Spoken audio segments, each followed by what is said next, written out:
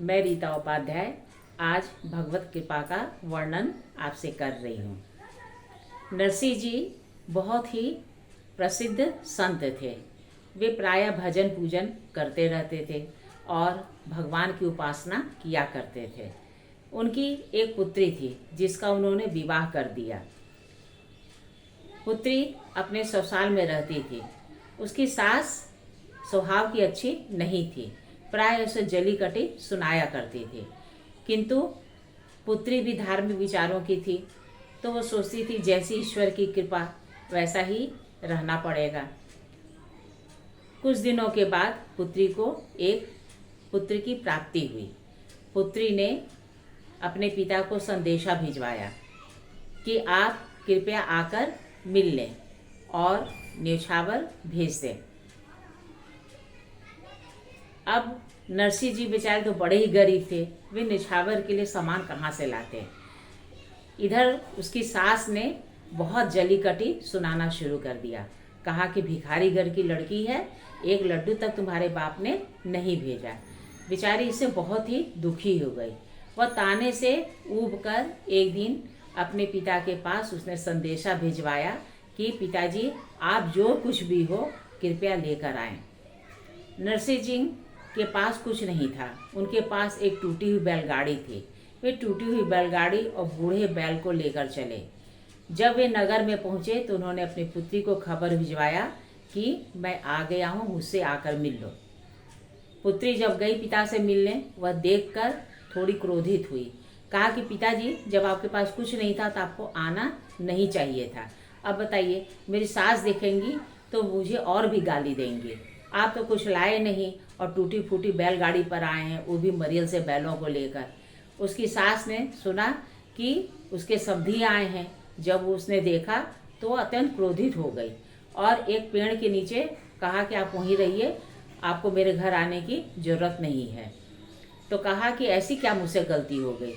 तो कहा कि गलती नहीं तो और क्या, मेरे यहाँ न्योछावर आना चाहिए था। आप तो कुछ लाए नहीं, खाली हाथ चले आए और उस पर से इतनी टूटी फूटी बैलगाड़ी को लेके आए हैं।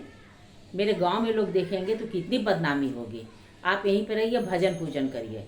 तो कहा कि बताइए आपको किन किन चीज़ों की आवश्यकता है। तो कहा कि अच्छा, भिखारी की तरह आए हैं और पूछ रहे किन किन चीज़ों की आवश्यकता है।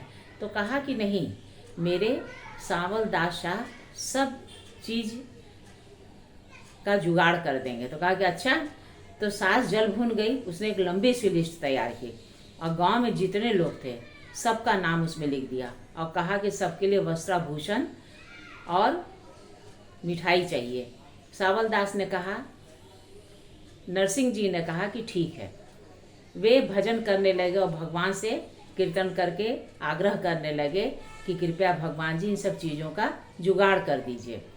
दूसरे दिन नरसिंह जी ने देखा कि चारों तरफ ढेर सारे वस्त्राभूषण रखे हुए हैं और मिठाइयों के बड़े बड़े थाल रखे हुए हैं।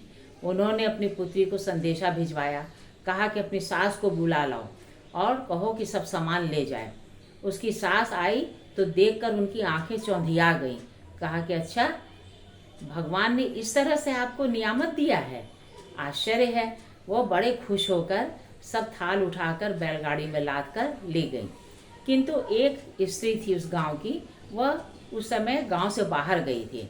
उसने कहा कि अच्छा, सबको दिया जा रहा है इतना इतना उपहार, मुझे कुछ क्यों नहीं दिया गया।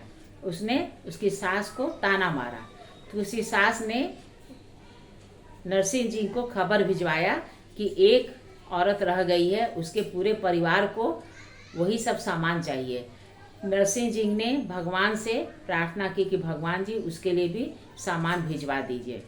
जब उन्होंने आंखें खोली तो देखा कि वस्त्राभूषण और सारा सामान उसी तरह रखा हुआ है, तो उन्होंने उसे भी भिजवा दिया। उसकी सास बहुत ही प्रसन्न हो गई। तो ऐसे हैं हमारे भक्त नरसिंह जी और ऐसे हैं हमारे भगवान जो कि भक्तों की लाज की रक्षा करते हैं। कहिए आपको यह कहानी कैसी लगी। अगर अच्छी लगी हो तो प्लीज़ इसे लाइक और सब्सक्राइब कीजिएगा। नमस्कार।